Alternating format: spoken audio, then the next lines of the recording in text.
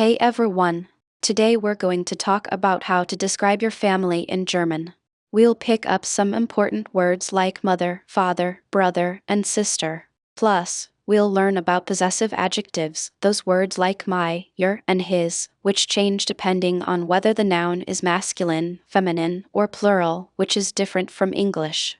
Lastly, we'll go over the verb haben, which means to have, since it pops up a lot when describing family and possessions. Let's get started. Herzlich willkommen zurück, everyone. So glad to see you all. Let's quickly recap. Das Wetter. Means the weather. Sonne. Is sunny. Regnen. Means to rain. Kalt. Is cold. Ver. Is warm. Wollen. Means to live. Dann. Is in, and Stadt. is city. Great. Today, we'll be building on this vocabulary to talk a bit more about where people live. Wie ist das Wetter heute? Wie ist das Wetter heute? Es ist sonnig. Es ist sonnig. Das ist meine Familie. Das ist meine Familie. Did you catch that? Emily said. Das ist meine Familie. Which means this is my family. That's a great way to kick off our topic. Let's break down the vocabulary. Family means family. Notice how we use possessive adjectives like Meine. for my, which changes based on what you are describing. We'll dig into that soon, but for now, let's focus on creating simple sentences. Ich habe einen Bruder. Ich habe einen Bruder. James just said, Ich habe einen Bruder. which translates to I have a brother. See how he used haben? Remember, German uses haben way more than English uses have for ownership. Haben means to have. Let's check out some basic conjugations. Ich habe, du hast, sei, is hat. Keep that in mind. We'll review it, so pay close attention. Meine Mutter heißt Anna. Meine Mutter heißt Anna. Emily said, Meine Mutter heißt Anna. which means my mother is called Anna. Pay attention to, Meine. because mother is feminine. Remember, possessive adjectives in German change. We use mein for masculine nouns and mein for feminine nouns. This is a common area of confusion, so really focus on the gender of the noun you're working with. Say it with me, mein. Ich habe zwei Schwestern. Ich habe zwei Schwestern. James said, Ich habe zwei Schwestern. meaning I have two sisters. This shows how we mix haben with numbers. Zwei means two. Since Schwester is feminine, we don't change anything for the possessive. It's also super important to practice pronouncing numbers correctly. Let's go over the haben conjugation once more. Mein Vater ist älter als ich. Mein Vater ist älter als ich. Emily is telling us, Mein Vater ist älter als ich. my father is older than me. Here, we're using the phrase, Älter als. which means older than. This is a perfect example of how you can create more complex sentences, even at the A1 level. Remember, Weil. because Vater is masculine. Wie viele Geschwister hast du? Wie viele Geschwister hast du? James asks, Wie viele Geschwister hast du? how many siblings do you have? Why viel means how many. This is a great question to get to know someone better. Note that du is the informal way to say you. Just remember to keep your grammar and vocabulary on point. Now let's learn how to respond. Ich habe keine Geschwister. Ich habe keine Geschwister. Emily replies with, Ich habe keine Geschwister. meaning I don't have any siblings. Kein means no, none. It's really important to know how to express negation in German. Notice how Eine. matches the gender of Geschwister. This shows you're getting the hang of the possessive adjective rules. Wo wohnt deine Familie?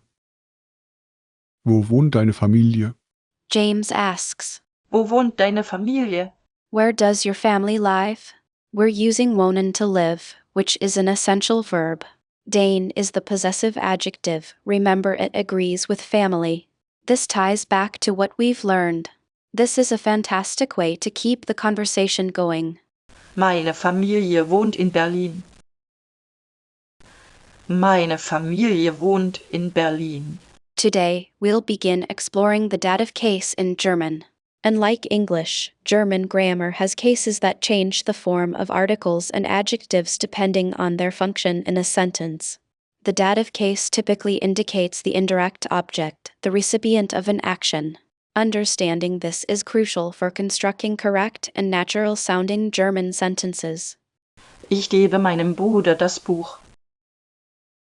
Ich gebe meinem Bruder das Buch. Let's focus on dative pronouns. These are essential. For example, means me, means you informal, means him, means her, means us, means you plural informal, and means them formal plural. Memorizing these is key to using the dative case correctly. Pronunciation can be tricky. Pay attention to the vowel sounds. Das gehört ihm. Das gehört ihm. Certain prepositions always govern the dative case. These are essential to learn. Common examples include He, with, from, fu, to, ka, of, from, and at, near. When you see these prepositions, remember that the following noun or pronoun will be in the dative case. This requires you to adjust articles and adjectives. Ich wohne mit meinen Eltern. Ich wohne mit meinen Eltern. Now, let's look at dative articles. The definite articles change to me, Da, you, li, him, der, us, you, plural, and them. The indefinite article ein becomes einem. It's a lot to remember, so practice is key. Pay close attention to gender when changing indefinite articles. Remember, noun gender is vital. Ich helfe meinem Freund. Ich helfe meinem Freund. Adjectives also change in the dative case. The ending depends on the gender and case of the noun. For masculine nouns, add n. For feminine nouns, add n. For plural nouns, add n as well. This is a consistent rule, so if you remember that, it becomes much easier. Many learners miss this, leading to incorrect grammar. Das ist ein schönes Buch. Das ist ein schönes Buch. Let's quickly recap the difference between dative and accusative. Remember, accusative typically indicates the direct object, what is receiving the action directly. Dative, as we've discussed, indicates the indirect object. The key is to ask to whom, or for whom, to identify dative. Constantly asking yourself which case is necessary will improve your understanding. Ich gebe dem Lehrer das Papier. Ich gebe dem Lehrer das Papier. Let's learn some common phrases that frequently use the dative case. Consider expressions like Danken für, to thank for, helfen bei, to help with, gehören zu, to belong to, and passen zu. to suit. These are incredibly useful for everyday conversation and demonstrate how dative is integrated into the language naturally. Practice these phrases. Ich danke dir für deine Hilfe. Ich danke dir für deine Hilfe. Today we'll be focusing on how adjectives change when they describe masculine nouns. Unlike English, German adjectives often have endings that agree with the gender, number, and case of the noun they modify. For masculine nouns in the nominative case, the subject of a sentence, you typically see endings like a, or no ending at all. We'll explore examples of this. Der schnelle Mann. Der schnelle Mann. Let's break down. Der schnelle Mann. Man means man, and it's masculine. Schnell means fast or quick. Because it's describing a masculine noun in the nominative case, it takes the ending e to become schnell. Pronunciation tip: pay close attention to the distinct e sound at the end, as it's crucial for correct understanding. Many learners omit this, leading to confusion. Ein großer Hund. Ein großer Hund. Now, let's look at Ein großer Hund. Hund means dog and it's also masculine. Groß means big. Here's the interesting part. Some adjectives, like groß, don't change in the masculine nominative case. The reason for this complexity is historical, related to adjective declension patterns. Try not to be discouraged. With practice, it will become more natural to recognize these exceptions. Now it's time to test your understanding. Try translating these sentences into German, paying close attention to the dative case. We'll cover them next time. Consider, I am giving the book to my sister. She is helping me with my homework. The cat belongs to my mother. Practice will solidify your grasp of this important grammatical concept. Emily says, Meine Familie wohnt in Berlin. My family lives in Berlin. Great job. You're practicing both wohnen and the possessive adjective. Meine.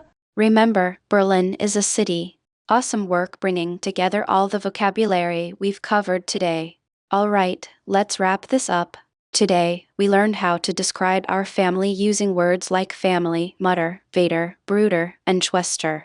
We mastered the verb haben, crucial for expressing what you own. We also tackled possessive adjectives like mein, dein, and mein, making sure to pay attention to gender and number. Make sure to practice these phrases regularly, and don't worry about making mistakes, that's part of the learning process. Auf Wiedersehen. Okay, everyone, that brings us to the end of our lesson. We've covered a lot of ground today, learning how to talk about family members and using possessive pronouns like Weil. and. Weil. Let's quickly test your understanding with a few questions. All right, first question. What was the main topic of this lesson?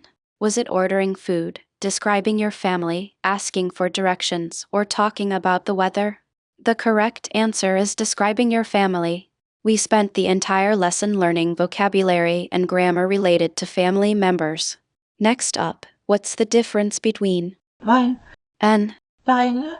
Was it the first option, the second, the third, or are they interchangeable? Its main is used for masculine nouns, main is used for feminine nouns. Remember that noun gender is crucial in German. And finally, what does the verb Haben. mean? To be, to have, to go, or to like? The correct answer is to have. It's a super common verb and a great one to master. Versuche, jetzt deine eigene Familie zu beschreiben. Übung macht den Meister. Versuche, jetzt deine eigene Familie zu beschreiben. Übung macht den Meister.